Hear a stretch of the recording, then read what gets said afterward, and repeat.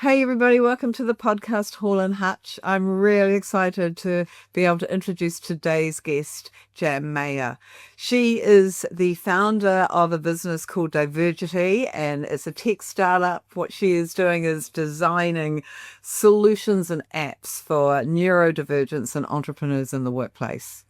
Jan, so awesome to have you here with me today. Tell me a bit more about you and what you do. Gosh, wait, thanks. First of all, thanks, Sandy, for having me in your podcast. This is awesome. It's a great medium to communicate, to our tribe. I manage Divergity. It is a very young startup. I started the idea probably, I don't know, 3 years ago and so on, went to an incubator, accelerator, did all that founder stuff. And life has its surprises. So I do manage another company as well, more on the AI automation. So that's pretty much my focus at the moment. Yeah. So I'm a proud neurodivergent entrepreneur. I guess that's it. So yeah. Awesome. So let's explore that. I am fascinated to hear about your neurodivergence. So ADHD, I think I'm all ADHD. I don't know. I've I been think I trying to might be figure that too. one. Yeah, that out Yeah. because I do have that autistic kind of side, but I think I'm more the Mm, ADHD side, mm. and dyscalculia as well, which was an Okay. interesting I discovery. It's a discovery, isn't it? I was so relieved to discover I had dyscalculia because for years I had just been beating myself up because I couldn't remember formulas. And, I'd look at a page of numbers, a P&L, and if someone taught me through it, I completely understand it. And I can read a P&L, but it would be just so difficult to read it. However, I can spot patterns and trends and I can generate revenue. I have no issues with any of that, but I don't want to be looking at the detail of numbers and then I'll have it talked through with me and it'll make perfect sense and then I forget it again. Exactly. And through the years, growing up, etc., I just said, I just hate math. Math doesn't like me. Never knew there was such a thing. And if I may, I was actually, the story of the discovery is I was going through like the startup weekend, those founder startup events. And we were in a group and we were working together the whole day. And unfortunately, a portion of the presentation they gave me, all, try to do the numbers. And I went, oh no, I'll do my best. But yeah, I know. I said, no, I can do this. I can do this. They nominated me because, oh, you're in a business, so you probably are good with numbers, etc. Right? Anyway, long story short, I was in a corner and I was stressing. I didn't know this. And one of my team members, he noticed it and he knows all about this calculia and aculia. I don't even know how to pronounce it. I've never heard of it ever. And I was literally sweating and trying to do calculators. I kept on doing it over and over and again. And it felt like I was insane because I was doing the same thing over and over again and just couldn't get it. And it was a simple calculation formula. I don't remember exactly what it was. Anyway, after the whole thing or event, he pulled me aside and said, have you heard of dyscalculia? Have you heard of it? I think you have it. I'm like, what? What is that? And he explained everything. And fast forward to today, now I know more about it, and thanks to him. So I've done all the research, etc. Unfortunately, there's one organization here in New Zealand. It's called Spelds. Yeah. I think they're the only one who has an official assessment Yeah. for yes, dyslexia and dyscalculia. Mm. But I've figured out that it's more of a processing of the numbers. So if you tell me 50% of 3,000 and everything, even if you give me a calculator, I'm going to go, what? Cannot get percentages. I understand them and the concept of them, but I can't calculate them. And for me, it was such a relief. I've never had an official diagnosis, but it's really clear to me from reading up on it and researching about it that that's what I have. I took my son to Spell. They were one of the first people to help me figure out his assessment. And actually, he's really brilliant at maths, as was my mother. And so I sort of sit on the opposite side of them. But it is fascinating how no two neurodivergent people are the same. That is true. That is true. But yeah, no, that's the latest discovery, and it's interesting Yeah. that it was a thing. But it helped me understand, and it I guess the biggest thing is it helped me to realize that I now need help with someone and do like an accountant and a bookkeeper and all that and all the numbers. And I tell them straight. I Yeah. tell them, look, I have a neurodivergent brain. I'm not, keeping it from anyone. You might have some Mm. challenges with me. That's why I'm hiring you, because you're an expert in numbers. Just give it to me in a simple Yeah. form. Yeah. And that is helping, right? Yeah. So, anyway. Yeah. Yeah. We can understand the big picture concept, can't we? But we don't want to get down into the detail or have to hold on to the formulas. I have to have the same. I have to have someone do my accounts administration, and I have to have an accountant. I couldn't do it without it. So how old were you when you discovered your neurodiversity, Jan? So, oh gosh, probably maybe 3, 4 years ago. I don't know now. Just very, very recent, in which actually inspired me to start Divergity because it all just made sense. And when you had some family members to actually get them to answer questions as well, someone from your childhood and stuff, and I had to reach out to my eldest sister and all that. And my eldest sister went, "Oh, it makes sense now." I'm like, "What do you mean?" And we were just chatting about it, etc. And yeah, it inspired me to start Divergity 2, 3 years ago and started pitching. So there you go. It's very classic for a neurodivergent person to be entrepreneurial. And I'm fascinated by the dichotomous relationship here because we struggle to navigate neurotypical systems. And so workforces generally have neurotypical systems. And so we are more inclined to move towards entrepreneurship because we can then structure and design a lifestyle that suits our neurodiversity, but also because we love taking healthy risks, and actually being an entrepreneur requires having a reasonable appetite for healthy risk. And often we're futurists, so we can spot patterns and trends in the future that we can then monetize and turn into a business. Do you relate to that? I'm seeing a lot of nodding. Yes, and that was actually when I was doing the research for the incubator accelerator that I startup accelerator that I joined, and we had a lot of research that we had to do.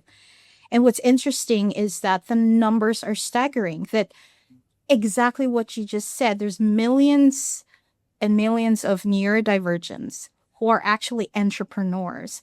Some of them, they really want to be entrepreneurs. Some of them, there's another group that says, you know what, because I'd love to have a job, like probably a 9 to 5 or a part time and a more stable one, but because the workplace isn't ready for it or doesn't understand, how my brain works, then sorry, I can't, I need to quit and just become an entrepreneur. So they're forced into it. Yeah, So, yeah, yeah, so it was an interesting statistic. I just thought I was just born an entrepreneur, but I guess I am. But yeah. yeah.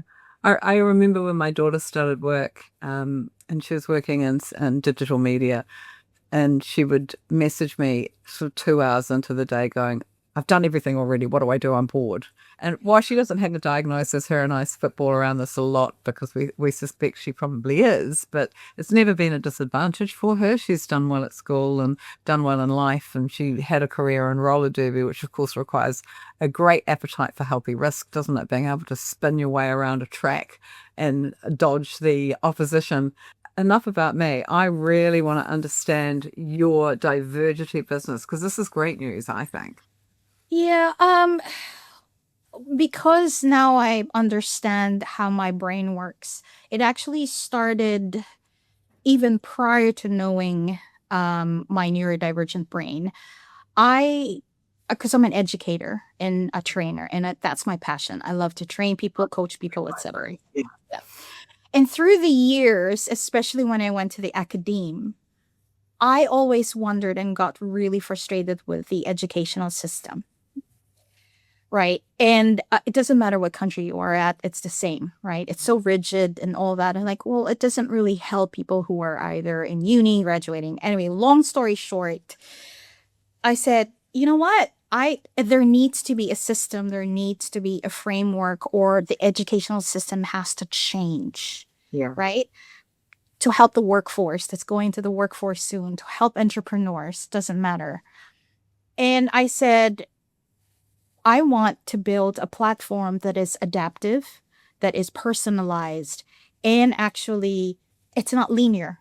Hmm. Because we're so used with curriculums and all that rigidness, etc. But the way our brain works and how we learn, oh, I'm sorry, we're so smart enough, but chapter 1 or 2, I get it. Can I skip? But how Hmm. does the educational system teach us? No, no, no, no. You have to finish it and you have to pass the test and so on and so forth. Ergo, now, you know, children, adults, it doesn't matter. Then you get frustrated. You don't really learn anything and you just do self study, Hmm. right? Hmm. So that was the beginning. And I said, no, it has to change. And I just thought my friends were like, oh, your brain, gosh, why would you? You're going to, that is a huge wall that you have to break. And it still is. Yeah. How can you do that? How does it make sense? Even when I was pitching to investors, they Yeah. just couldn't get it. They just Yeah. couldn't get it. And then when I got gosh, I was like, oh, okay, it makes sense now. Now I understand. And Hmm. that's why Divergity was born. I said, that's it. It's not maybe the system, well, it's not maybe the system is really set for neurotypicals. I'm not saying it can't change. Hmm. There has to be a system for us. Our brains are wired differently. That's it. So we learn differently. Mm, we do learn Right? differently. And, Yeah. Einstein is a classic example of that. He couldn't really explain the formulas easily until he came up with a methodology for doing that. He would go to sleep for 10 minutes with a problem on his mind and wake up with the answer, but he couldn't tell you how he got there. It took him years to work out how to actually articulate those formulas. And we've got lots of examples of the captains of industry who are entrepreneurial, neurodivergent. Silicon Valley is massively populated with them. So we need the innovation of minds like yours in order for our society to progress. It's, oh gosh, if any of the the ones that I pitch before AA agents was even a term, and I can show you and share the first few slides I had. And I called it an AI companion. Yeah. Again, learning adaptive platform with AI and stuff, etc. And this was just when ChatGPT just got out and people didn't understand what an AI companion is, an AI agent. I was trying my best to explain it. And then now everyone's talking about AI agents and I'm going, There's a word for it now. It's an agent. It does sound a little bit espionage though, doesn't it?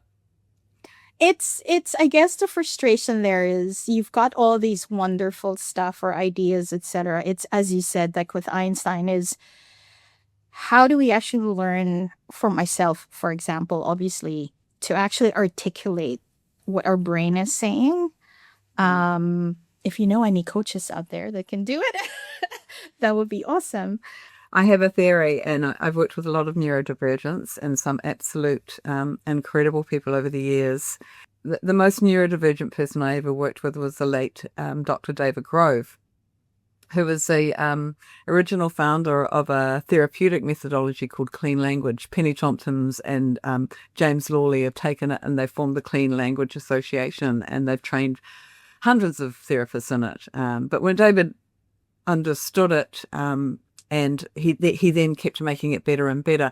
He was trying to get me to help him write a book about it, but he couldn't agree on what it was saying. Having just written a book on ADHD, I completely now understand his challenge because I want to write more and more and more and more. And I spent 23 years researching it, 2 years learning how to frame it and present it in a way that makes sense. And then I've pulled it together and I'm about to publish next month. But uh, I understand that journey because I want to keep making it better. And at some point, you have to draw the line and go, no, this is good enough for now. It's the most viable product at this point. And I'm not writing it to make money. I'm writing it to actually help people have those aha moments. But I do know, I'm talking about David for a reason.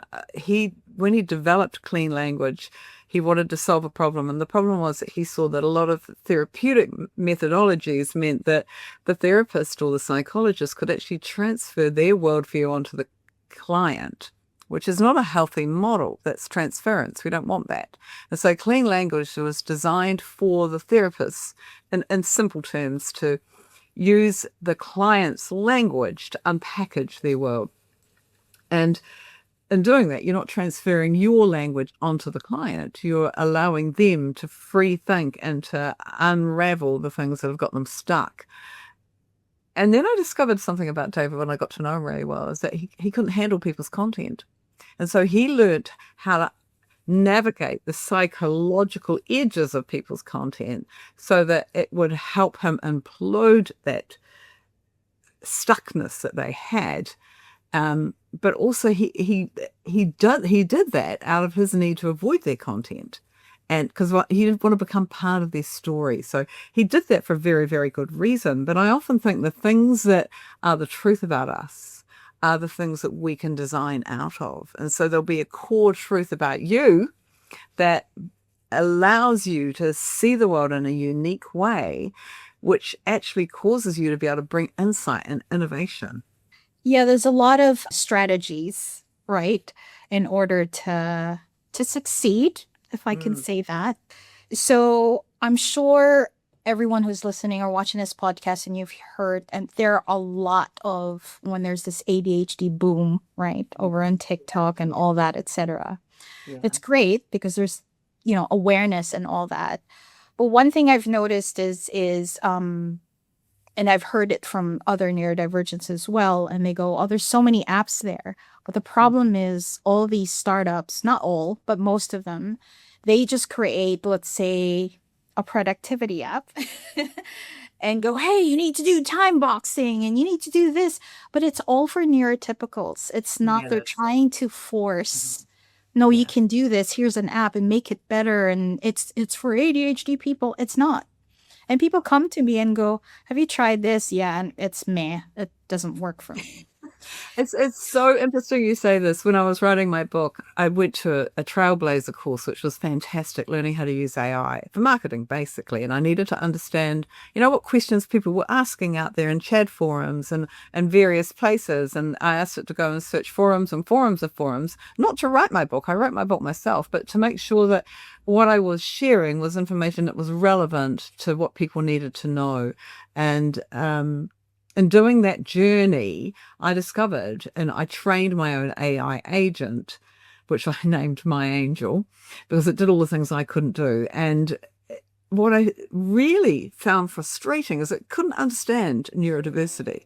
It's built in logic that is neurotypical. True.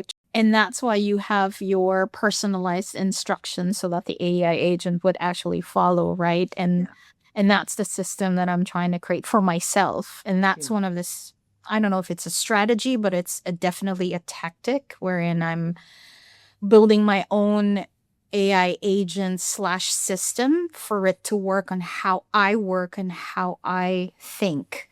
And it's turning out to be really, really good. And when I'm ready, I could actually try to look for some neurodivergence to kind of test the system. But one of the strategies, or I guess I've just created my own framework when it comes to doing stuff. Not a time boxing doesn't really work for me. Eat the frog doesn't work for me. it's I think it's another, I forget now. It's not eat the frog, it's something. Anyway, eat the tadpole, I guess, instead of the frog. So small bits. But it's called the Unstick Matrix. It's really a visual decision-making tool based on the energy level of the person and interest. So this is most likely more for ADHD. So, have you heard of the Eisenhower matrix, where an urgency, importance?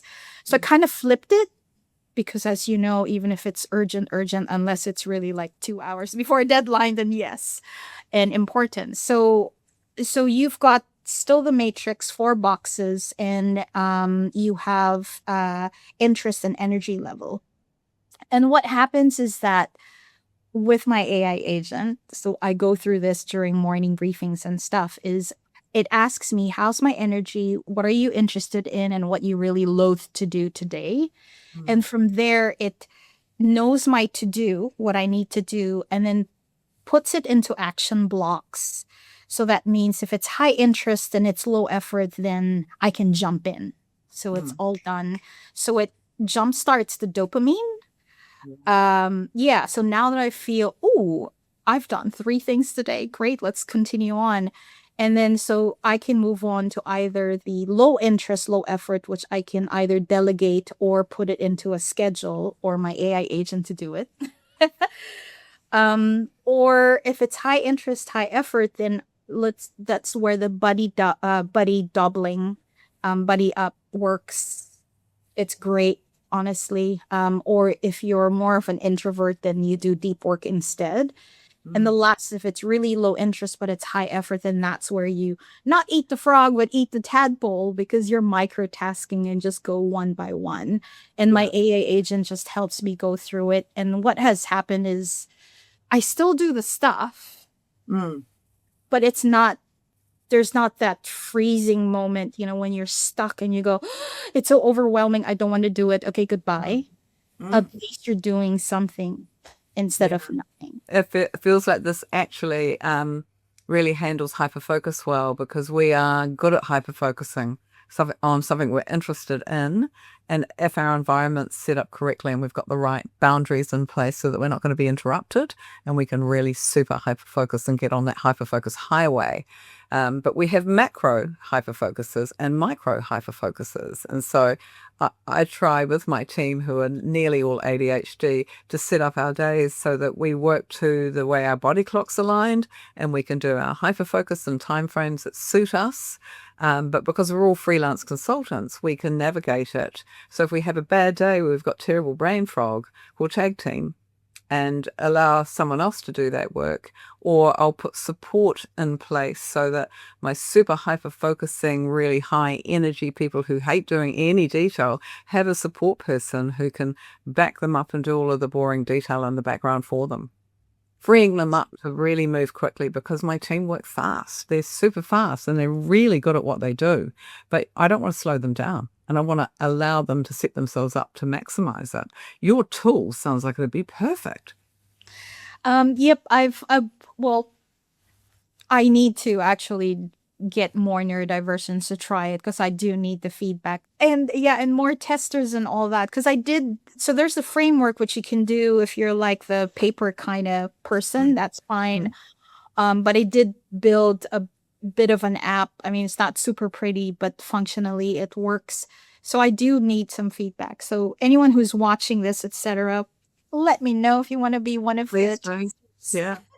Yeah, I like that. And we will be sharing all the links when we put this podcast out. So it'll be great for people to start to follow your work.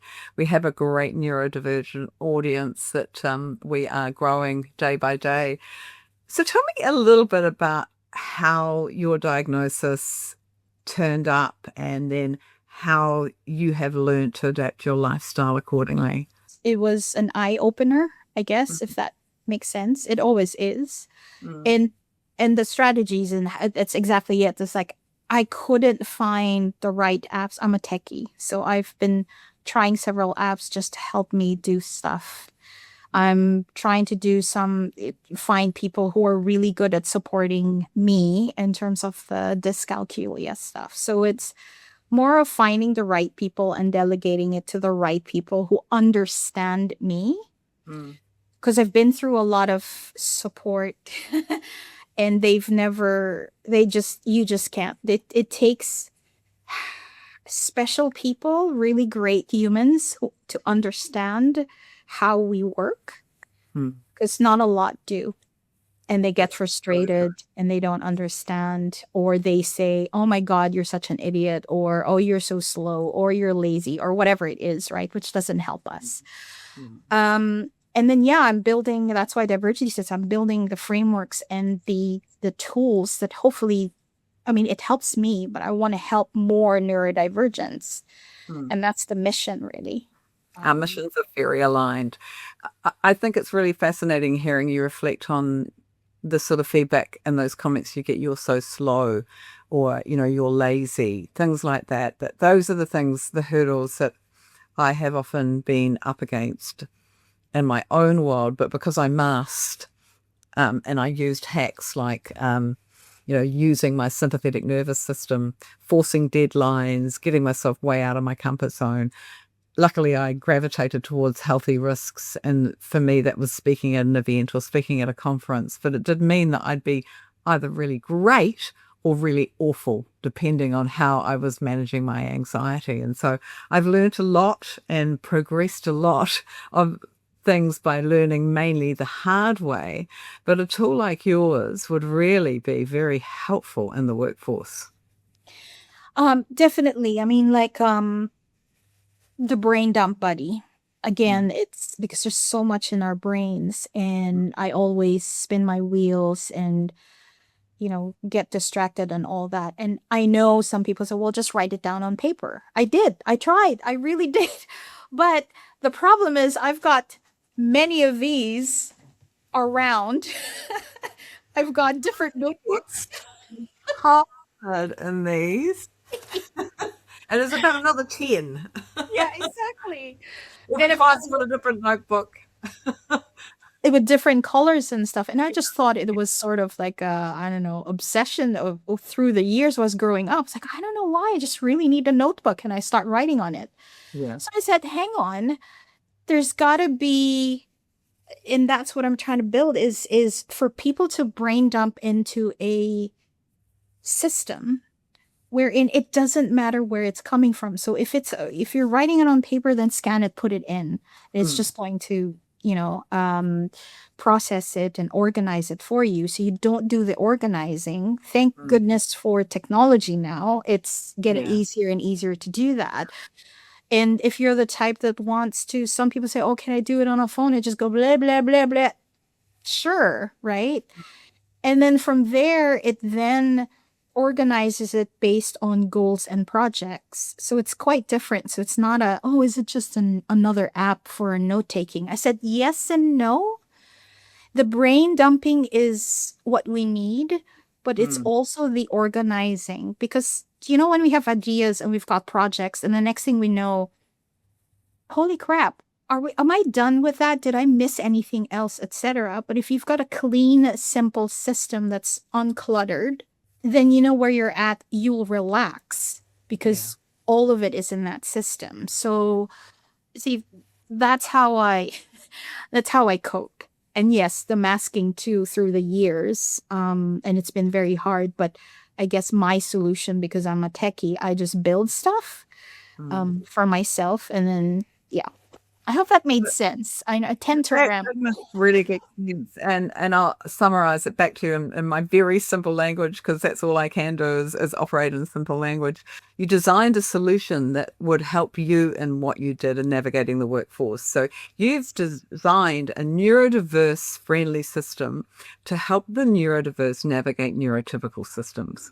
In a way, yes. Or at least align to how our brain works and not be forced into the neurotypical Yeah.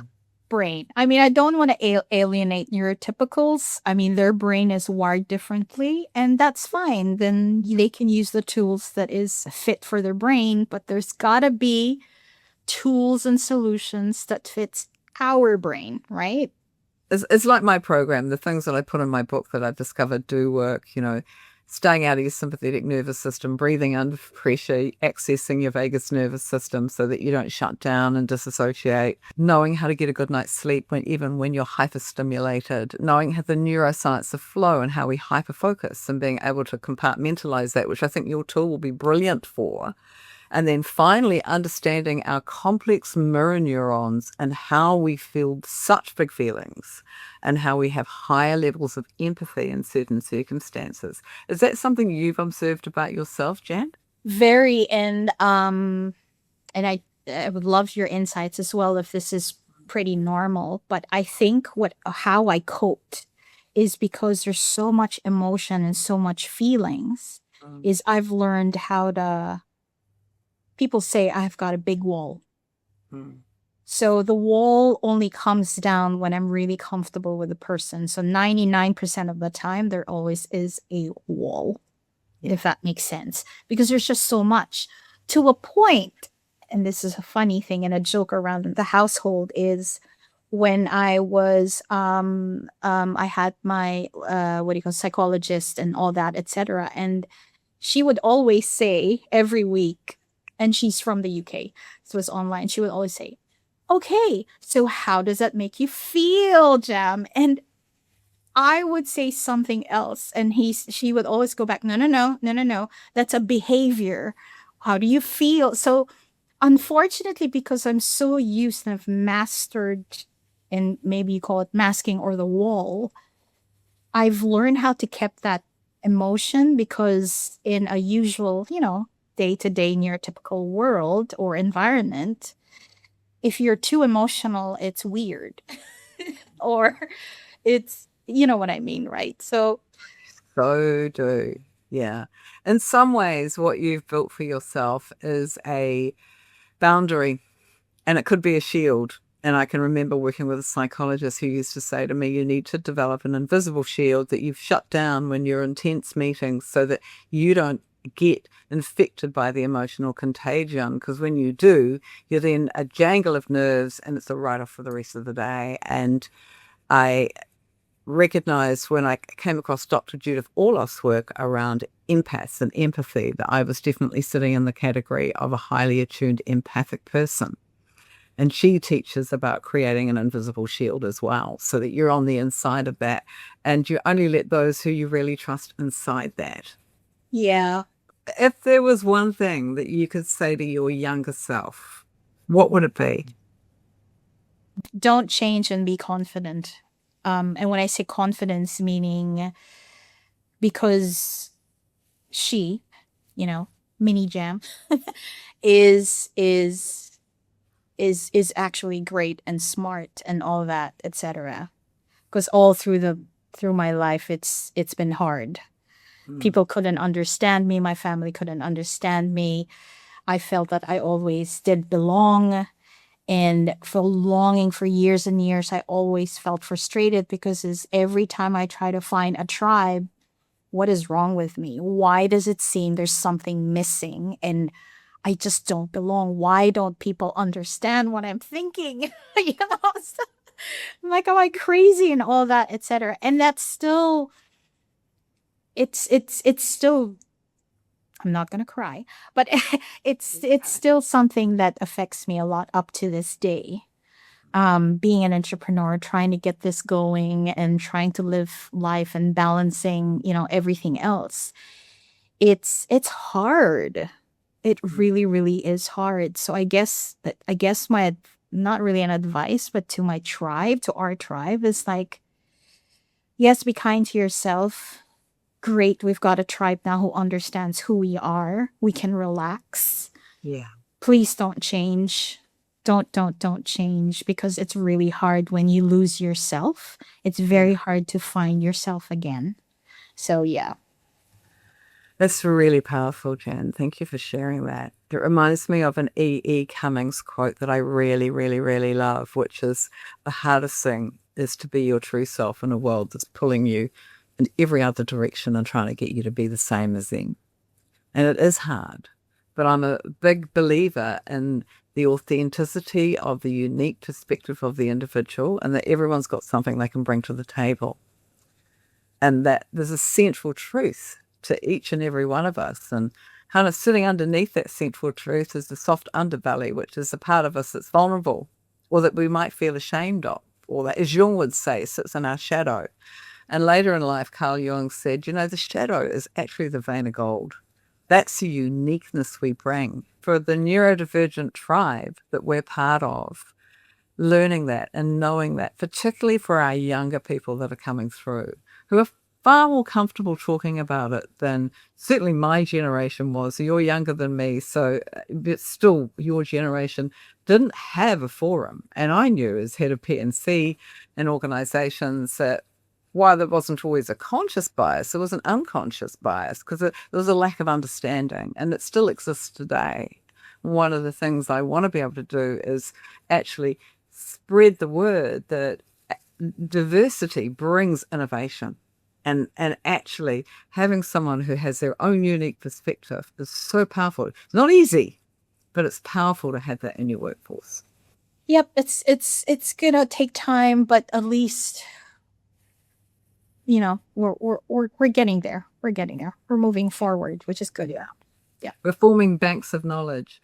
So Divergity, we will share the link so you can see the great work that Jan's been doing.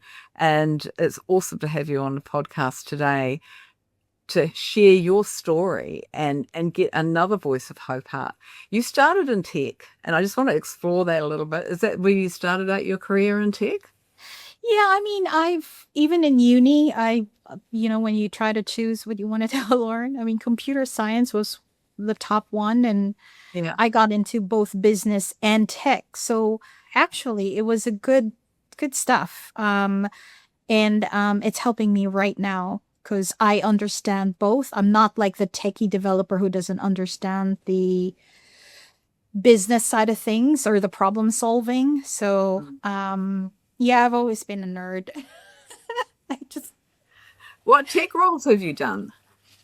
I'm not, I don't, that's the thing. I've been in tech. I've been interested in tech, Mm. but well, I just had businesses in digital marketing ages ago. I mean, I was in training and quality manager and site performance, nothing related to tech, but that was a day job. Now I'm Mm. thinking of maybe I was masking then, but I enjoyed it. Don't get me Yeah. wrong. But behind the scenes, my hobbies and everything is all tech. So from the websites and the blogging and data analysis and tried building apps even before it didn't really work. That's why I love it now because of AI. I've just always explored it. But Yeah. yeah. So you've got a hunger for emergent knowledge. Yeah, and I love experimentation. I'm proud to say I love to experiment. Not a lot of people like to experiment. Mm.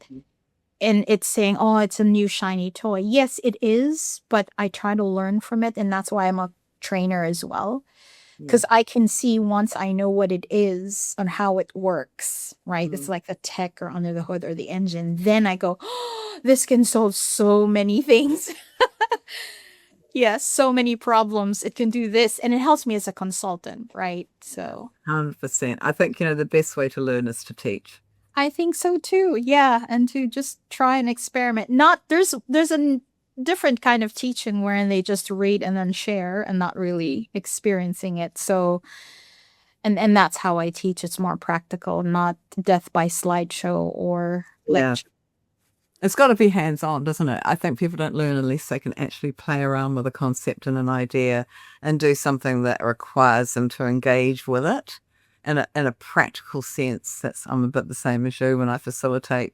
I don't really see myself as a teacher. I'm more of a facilitator of a learning journey or a process. I teach leadership development. So, you know, understanding the soft skills required and then also understanding how to communicate is really, really key, and how to give feedback because feedback is key and critical. Exactly, exactly. So yeah, it's I don't know, just been I've always loved teaching and stuff. Apparently, I've been getting good feedback. Some people say, I don't know how you manage classes and stuff, even those rowdy ones or etc. And honestly, if you tell me now if there's a framework or if there's anything, I said honestly, I just wing it. I know that doesn't sound really good, but it just happens. It's innate for Yeah. you. Yeah. Yeah. And a lot of people don't understand and I try to structure it and put it on paper and teach how I do it, but they have difficulty because they're so used to the usual neurotypical Mm. ways of doing it. Mm. And I go, well, this is how I do it. It works for some, it doesn't work for a lot. So Yeah. I'd be really interested to see whether your app could work in the education system too. Thank you so much for agreeing to come on our podcast. It's been awesome hearing your story and your journey. And I'm looking forward to connecting back with you in probably a year's time and hearing how you're progressing on Divergity. thank you, Sandy. Have a good day. You too. Bye.